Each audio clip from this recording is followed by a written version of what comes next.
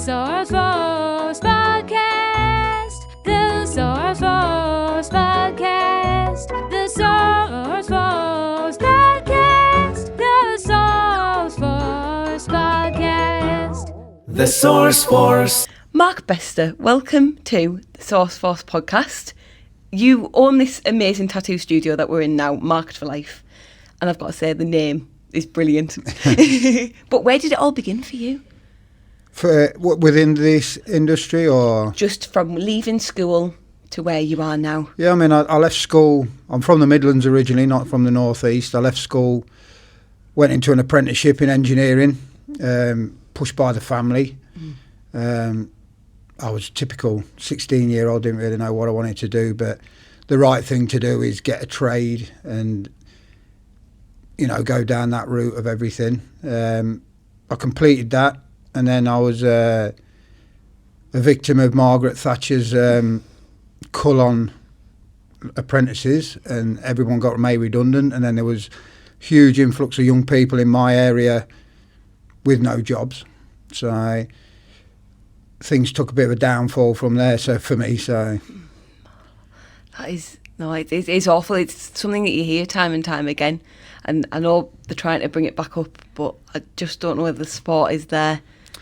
yeah, I think it's better now. The industry's certainly better. I don't know whether sort of Brexit's brought it back a little bit, but I've got friends in the trade that do seem to be busier with it. But at the time I came out of engineering, which I did go back into, but once I was out and there was no jobs around, obviously I went down a bit of a dark path, which I'm sure we'll talk about. Yeah, yeah. Which I have no shame talking about. No. So. Definitely, and that's obviously made, I mean, we're sat in your tattoo shop now and it's like amazing. It's like the best place that I've ever been. It's nothing like the rest, and that's part of your journey, isn't it? Yeah, I've strived for it in here to be a bit different from every other tattoo shop. You know, I've worked very hard at it, and it's something that, again, if we speak about this, everything happens for a reason, and my path in my younger years led to my passion for art and being able to do this, really. Yeah, so would you tell us a bit about that story? About Yeah, your well, journey basically, and that? as I explained, I sort of came out of an apprenticeship. There wasn't a lot of jobs around, and you know, I enjoyed the party lifestyle and got into drugs and partying and such like, which unfortunately ended me in prison, because I was the guy that supplied people the thing, which at the time didn't feel I was doing anything too wrong, because we were all having a good time, but it is wrong, you know. So and I ended up in prison. But in prison I did an art A-level, because I always excelled at art. It was one of the best things I was at, and used my time wisely, did an art A-level, learned to paint, and tattooing's a lot like painting, especially my sort of style of tattoos, which is a painterly realism style. Wow. And that obviously was born in there, and then I came out of prison. You know, I learnt my lesson, definitely learnt my lesson. I didn't want to be going back in there, and went straight back into engineering. So, you know, having that trade and everything was good, because I came straight from prison, was able to land a good job, got back into a job, and then sort of worked in that industry for a while. But unfortunately, I'd picked up some bad habits in prison. The party drugs led to harder drugs, which once I was outside of prison and money was accessible, it became a habit, not a bit of fun at the weekends. So I spent quite a long period on hard drugs. You know, I'm not, like I say, I'm not ashamed of any of this. You know, it's made my path of life, so to speak. I was a heroin addict for 4 years, which all that time I didn't want to be, but I was. Yeah. So, you know, massive support off my family. You know, I didn't hide anything from anybody. It's just a thing I got into, and it's a very hard thing to get out of. But making my own way, I decided that I couldn't live in the area I lived in, because everyone was on the same sort of path as I was. All my friends, they were all going down that route. Yeah. So I got away, and I moved to Tenerife, of all places. Oh, wow. Yeah. my sister had a restaurant over there, and I just saw it was a place. I tried everything to get off drugs, rehabs, everything, but as soon as I went back into my friend circle, it was too hard to get away from it. So I thought, right, I need to get out of this, so I did. I up sticks, sold a house I had, which I'd got in debt with and stuff through, obviously, not having money and spending it all on rubbish. So I went to Tenerife, off I went, just me in a suitcase, and I spent nearly a year there. And that's where I met someone, and then it moved to the northeast. That's how I ended up here. So, That is brilliant. And when you're in Tenerife, did you still have that kind of love for art and stuff like that? Or? I'll be honest with you, I went to Tenerife, and it was hard for a start. Obviously, I was cold turkeying and, getting away from harsh drugs, and the sun and lifestyle helped, and it was good. And then once money ran out that I'd got from the sale of my house, I had to get a job. And art was totally in the back of my mind. Or I suppose I became a painter and decorator, still painting. Oh, yeah. But, one day someone said it, I've never done it in my life, I'm rubbish at it, and nobody would let me touch a paintbrush in a house. And one day in the local bar in Tenerife, and someone said, we need painter and decorators. Anyone do it?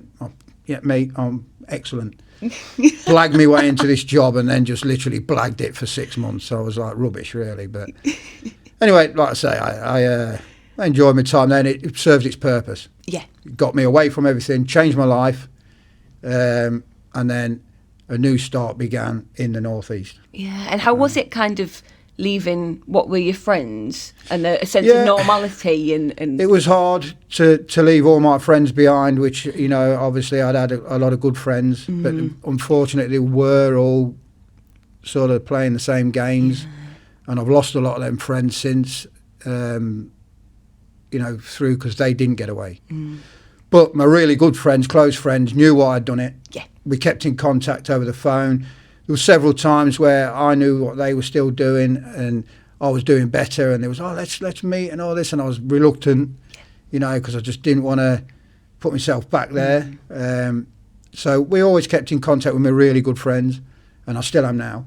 And luckily, all the ones what I would consider good friends from back in school days and all the way through all of this I went through, and some of them went through the same. They're all on the straight and narrow now, and they're all doing well. So that's such a nice story to hear. So when you came to the northeast, what kind of job did you get at first? I went back to engineering again. Okay, obviously, in this area, it's quite good for industry. Yeah. The Midlands is nowhere near as good as the northeast for industry. So I got a job in heavy machining, which is what I did from my apprenticeship. And there isn't any of that round my Leicestershire. So up here, I found a job quite easily doing it. And like I say, I came to the northeast literally with £200 in my hand, and got myself a job straight away, and that was it. So that's brilliant. And where did the step from opening up your own studio come into play? Yeah, well, I was working as an engineer, and unfortunately I had an accident, quite a serious accident. I got crushed by a failing piece of machinery, shattered my pelvis, broke my arm, wrist, thumb. I was in a bad way, really. I was laid up in hospital for about 6 weeks and in a wheelchair for a few months. Then I had to go through physio to walk properly again. And in that period of time that I was off work for a year. I started to paint again. I was watching stuff online, and Bob Ross, good old Bob Ross. So good. He's great. And and I was bored basically. I was at home doing nothing, and I needed something to stimulate me, and I started to paint again. And one day I wanted it's not one day actually. It was my son was born, my first kid. I've got 3, and I went and got a tattoo, and I walked into a tattoo studio in Billingham and asked them for this tattoo, and got this tattoo, and made quite good relations with the guy. I got on with him, we had stuff in common, and so I went back for another one. and tattoos are addictive. Yeah. Which is good for me because I'm in the business. So I went up with several tattoos, and I happened to mention to this guy that, I painted, and he said, let's have a look at your painting. So I showed him. He said, you should have a go at this. He said, they're really good. So I literally did. That's what I'm like. Oh, yeah. I picked a machine up. No one showed me anything. I had to go, and I could do it. It was like a life's calling. It was weird. It was some people. I've trained a lot of people. I've got 9 or 10 artists in the studio. I've trained them all, and they're all really, really good. And that's a credit to them as well as me. But they are good. But for me, in training, some people take some time. But I picked the machine up and could do it. It was so weird, and that was.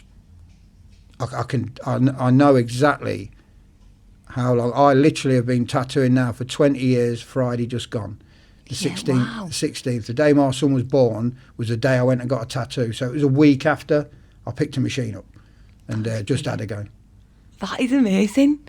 And I've got to touch on, you say like you were in a big accident, lift you in a wheelchair, but now you're also a PT as well on the side. So how did that mental challenge of, I'm not only just going to learn to walk properly again, but I'm also going to prove to other people that... Yeah, I mean, in my younger days and through everything really, I always played rugby. Oh, okay, I'm really into my rugby, as are my lads. And once I had this accident, I could never play again. I used to flit in and out of rugby, as did my friends that I've been talking about. As everything we was up to, we came through mini rugby from the age of 7 all together. Oh, wow. And rugby was always there as well. But obviously I couldn't play rugby then. And I was told that, really I would never be able to do any sport again. But then it was around... I put quite a lot of weight on when I started tattooing. Yeah. Because it's a sedentary job. I was used to quite an active job. As an engineer, I was quite active. And I turned to a sedentary job, sitting down, drinking coffee and, customers bringing us cakes in and stuff, and put quite a lot of weight on. And I can remember once I actually won an award at a convention, and there was all photos went in magazines of me on stage, and I thought, bloody hell, I didn't like the way I looked. And, I started to not like the way I felt about it. So I went and started getting some PT. I explained that I'd had this injury. I'd be struggling with certain exercises. But with the right coaching and everything, it was never an issue. I learned to do everything right, built my strength back up, and the rest is history, really. I managed to get to a point of squatting double my body weight on shattered hips. So, wow. Just because to show you can bounce back with the right, coaching and... Yeah, wow, that is amazing. And then going back, I know you said earlier your family kind of led you down that path of, here's an engineering job. What was your dream job growing up?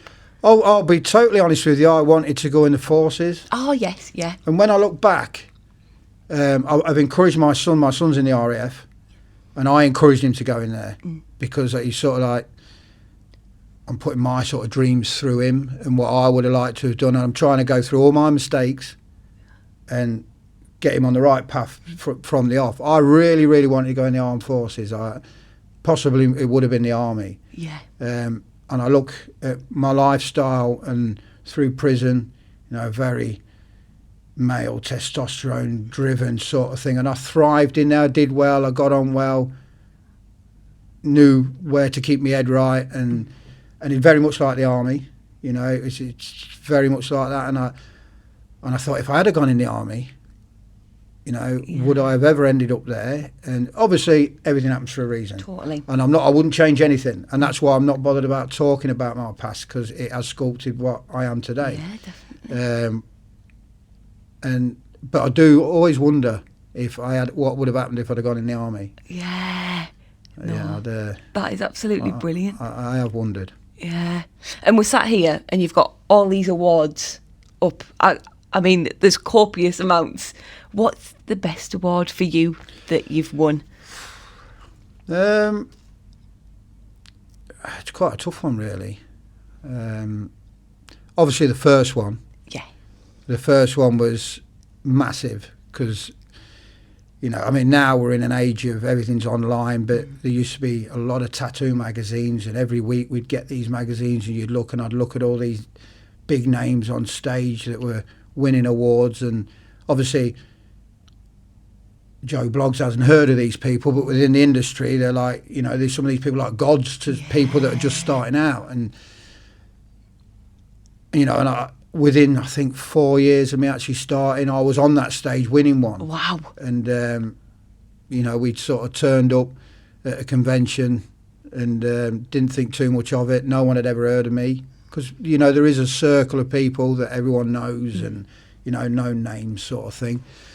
And I won like the best of show, which is one of the biggest ones. Well, it is the biggest one you can win. It's the best tattoo that's been done in a weekend. So, and there's 150 artists there. So there's probably 300 tattoos done. So yeah, I think the first one, but I won one in Italy, which meant quite a lot,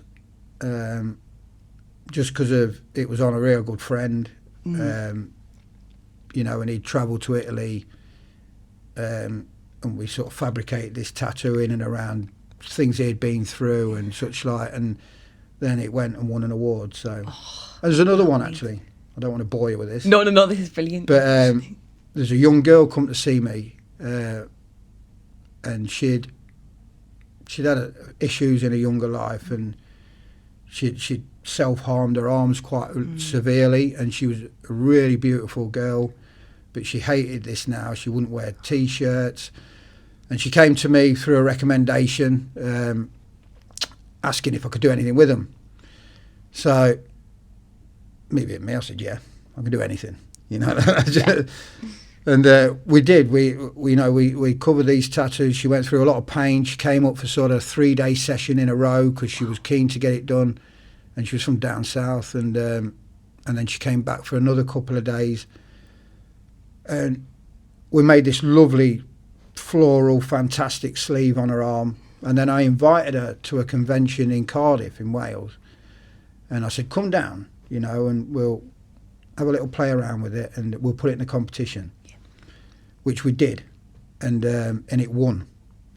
So I nearly cried. Yeah. Because this girl hated her arms, wouldn't wear, and she said to me, I can't thank you enough. I'm walking around in vests. I'm doing this, doing that. Amazing. And it was and it actually got a write-up in a magazine about it, how tattoos can change people's lives. And I mean, that's stupid saying that, because some tattoo artists do think they're gods. We're not saving lives, we're drawing pictures on people. But, it did change her. And, that was a massive thing. To the point of when a few people that ran magazines heard the story, they went on and wrote a story about it. So totally, that is amazing. Yeah, because you just for her not to be so almost ashamed to going out and showing off. Yeah, and then it is amazing. For it to win something and people think, Definitely. hang on a minute, this arm that she's been ashamed of for the last 10 years is now winning an award for something she's wearing forever. Yeah, it was great feeling. Oh, that is absolutely brilliant. So how did your kind of style come about? Because you say you do more realistic. Yeah, it's again born from a painting background. Yeah. It's been described as sort of a painty realism. There's photorealism and like hyperrealism tattoos, where people photocopy a photo exactly the same, and it's amazing what you can do in the tattoo world now. There's some amazing artists out there now. The last 10 years, it's crazy. But I sort of strip the realism bit back a little bit and turn it more into, it looks a little bit like a painting, not a watercolour painting, which a lot of people have come to me for that style. It's not really my thing. It looks more like an oil or acrylic painting. Oh, wow, yeah. So I take certain details out because it's a tattoo, it's not a piece of paper. In my head, these details got to last forever. This thing's on someone forever. So, and I take them out and make it more of a block sort of thing. It's hard to explain, Yeah. really. Again, it was born off the back of me looking at certain people when I first started tattooing and aspiring to be like that, taking myself off to get tattooed by these people. Oh, yeah. And inadvertently, I mean, that's a little good story. One guy that I really, really like looked up to, he was amazing. And he worked in London. He was Eastern European artist. Took myself down there, got myself loads of tattoos off of him. Never really asked a question, never did anything, just went down there with my eyes wide open sort of thing. And about 8 years ago now, I went and worked in his studio in London. And I'd been his client. He knew I was a tattoo artist.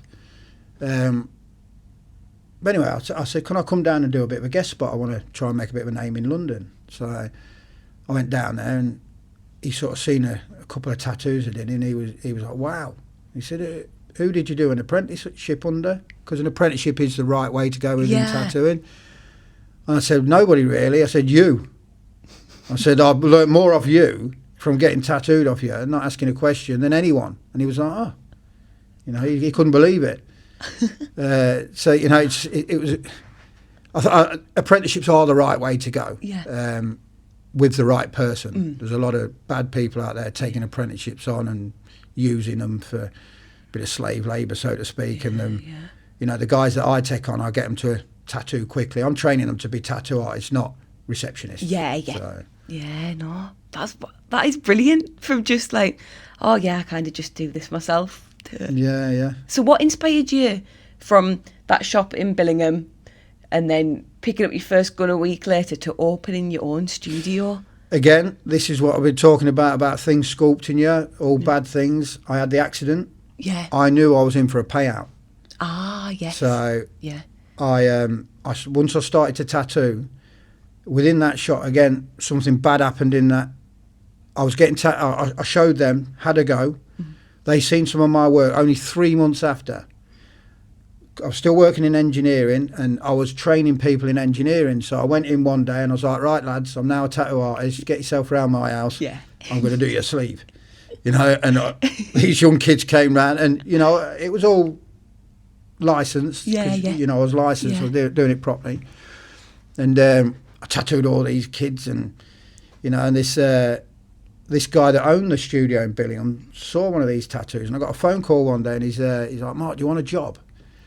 And I was like, oh, don't know about that. I've got a newborn kid, and he's only like 6 months old. I don't know whether I can risk stopping engineering to take on something like this. And the reason he asked me, his wife got seriously ill, and he couldn't work much, so he was trying to get someone in so he could make money and spend time with his wife, you know, that didn't have long left.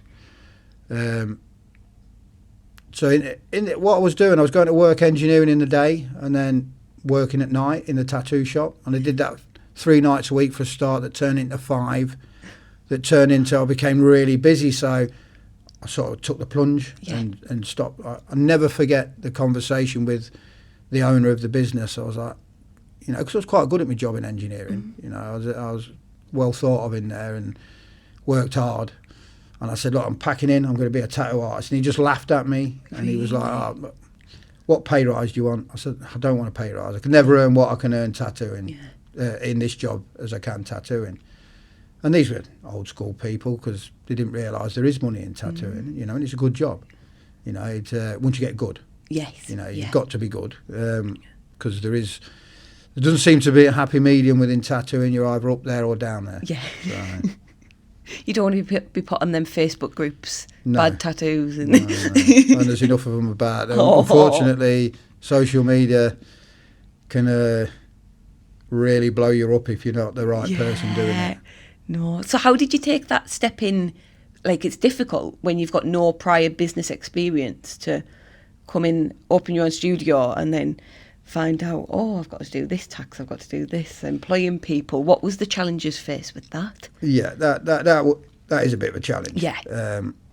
You know, actually running a business, I went into it not even thinking about that. You know, it was just, I'm drawing on people, this is great. you know. But then when I actually did open a studio and had people working for me, and realised that, you know, there is responsibilities.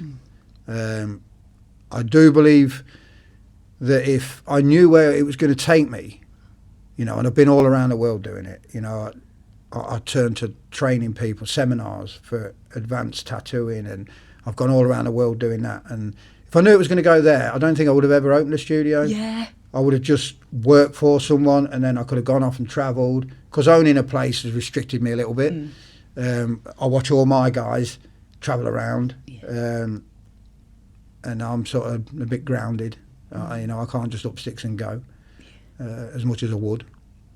But yeah, it's an eye opener owning the business, I think. Yeah. And how would you balance, like, you just want to be tattooing and that creative thing with the business aspect of it? Again, that's the difficult bit. Yeah. You know, when you've got to come in here and I have another 9 artists to think about. You know, if anything goes wrong there, which doesn't happen very often, but it has, you know, it's on me. Yeah. You know, and I've got a busy lifestyle. I'm, you know, obviously now I took on PT-ing a bit part-time, and I've done that, again, to work alongside tattooing, because a sedentary job, sat bent over, haunched over, you know, it's not good for you. It's not good for your health. No.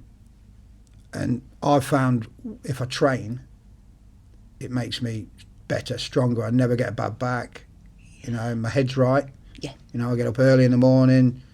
A mental health sort of thing's much better when you train. Yeah. And for me. Yeah. So you talked a bit earlier about the guy in London who you were almost his apprentice, but just purely through watching his work. How much does that mentorship and community and collaboration with other artists mean for you?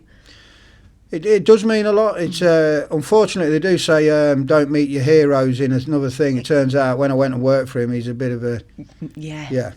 He's not somebody that I would work for full time. No. You know, he's a bit of a rock star, because there is this thing in tattooing where people. I like to keep all my guys grounded. You know, social media is a massive thing, and it's a necessary evil for us. We have to do it, but you know there's a lot of hate as well as love on social media. So, but we do rely on that a lot for work. So we have to put stuff on there. Yeah. That's the first thing that you look when you go into a new studio. You're like, oh, I'll quickly have a look, see what they've done, see if it suits what I'm looking for. Yeah. It is one of them, isn't it? It definitely is. But obviously, you know, with photo editing and stuff like this, you don't get a true reflection of everything that is going on in tattoo. And I've always said to people, if it looks unreal online, it generally is. Yeah. You know, so yeah, definitely. there's an AI now has changed the game. We have people, coming in with AI pictures that are put on people, thinking that's real. Oh no! And then we explain to them, look, it's not going to quite look like that. And then they're like, oh, well, I don't want it then. So. No, that is absolutely ridiculous. And what advice would you give to a young person? Because when I was in school, it was you'd be a lawyer, you'd be a doctor, you'd be an engineer, but you never got taught, oh, you could be a tattoo artist or like these other creative industries. What advice would you give to someone that's looking to go down that sort of route? Yeah, you see, I get every single week, and it's not an exaggeration, I get a young person ask me for an apprenticeship. Yeah. And they might be 16 to 18-year-old, either straight from school that did well in art or straight from college that have just done art in college. And I tell them all the same, go out there, get a job, you know, learn a trade. Yeah. Never stop believing. I said this... again, no exaggeration, 50 people. If you want to be a tattoo artist or you want to teach people to skydive for a living, you want to, you know, be a mountain climber coach or whatever, whatever you want to do, you can do it. You know, it's only down to you and what you put into it, and, you know, and everything's from your background sort of sculpts that. Yeah. But I do believe that people should get out there in the public, learn to deal with public, learn what a real job is. Yeah. Because there's too many people in this industry that have done it straight from school. And at the minute, tattooing is in a little bit of a recession as the country's struggling. Nobody's got money. Nobody's got money. tattoos are a luxury. You know, it's a week's wages to get a 1-day tattoo for a full day. People haven't got that money at the minute, and daily we're seeing good artists packing it in, you know. And I recently put a thing out online, sort of, you know, I am quite opinionated of what and you know, I've got my own views on things that might not go down with everyone, but you know, we earn and can earn a lot of money. Yeah. But I think it's outpriced itself a little bit, especially with the current times, like economic crises, and you know, everything's gone up. Yeah. So I chose to put a little bit of an offer out to people. You know, if you're an ongoing client of mine and you know, you want to book in for the next couple of months, it's this much. And I put a real good offer on. Then I seen a bit of negativeness about it, which I didn't really understand. And I think it's coming from these rock star sort of tattooers that think, well, I'd rather, if I can't earn £1,000 a day, I'm not doing it. You know, I'd rather go and do something else. Where you're going to struggle to find that sort of money doing something you love. Drawing pictures on people, essentially. You know, but it's not just about you putting that offer about money coming for you. It's about people that can't afford it but they still want it. It's helping everyone, isn't it? Everybody's sort of said, tattooing's dying. Nobody wants them anymore. When I put that offer out, it was ridiculous, the feedback I got from it. And I came into here and I told everyone it proves that people do want them. They can't afford them. Definitely. You know, and they can't afford to take time off work to come and get a tattoo. You know, so, you know, we now do some evening sessions out of working hours, and we've sort of touched on that. We're trying to, you know, obviously we're trying to keep ourselves busy and keep our business good, but you've also got to offer people that sort of opportunity to be able to come in here out of hours where they're not losing money from work, and it's worked. You know, we're busy with it. So no, that is brilliant. And what would you say, like, your self motivators are if times are getting a bit tough and you're feeling a bit down? What keeps you going?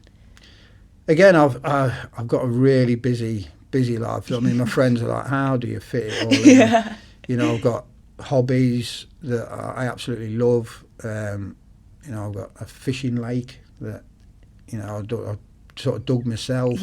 Wow. My kids love it. You know, we do clay pigeon shooting. We do a bit of everything. And I just keep myself busy. You don't have time. You know, I just try and do a little bit of everything. You know, we're not here long. You know, life's short. And, you know, I think there'll be a book at my eulogy once I've gone, because the amount of stuff I've tried to do and attempted to do. But I do believe that, you know, and going back over to about young people, and, you know, don't get down about what your family want you to do. If they want you to be an engineer or a doctor or whatever, you know, it's a good route to go down. But don't stop dreaming. You know, life is short, but you can fit a lot in. And I'm definite proof of that. You know, you can do a lot of stuff. That is absolutely brilliant. Oh, thank you for that. And compared to when you first started out in that shop in Billingham, and we're here now in your very own studio, a big studio with lots of artists, what does success mean to you now compared to back then? I think 10 years ago, I was aspiring to be the best.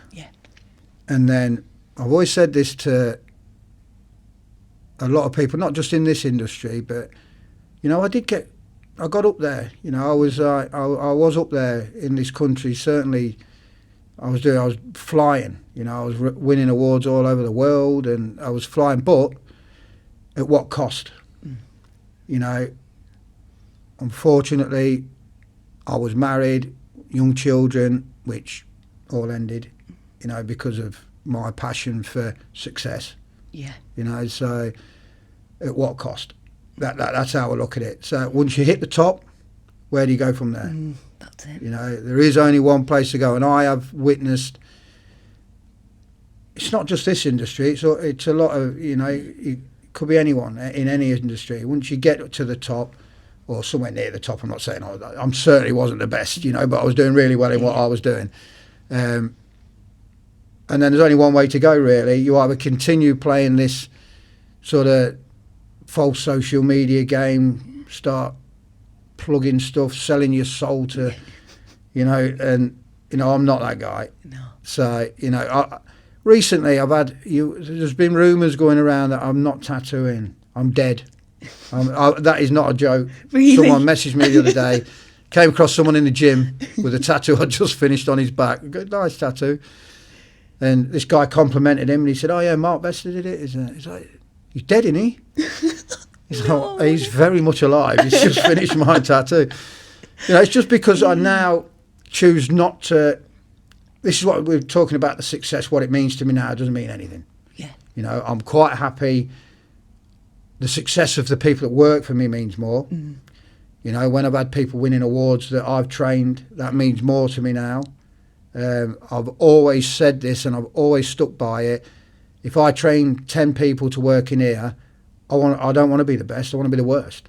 Wow, that's brilliant. Because then I can just go fishing.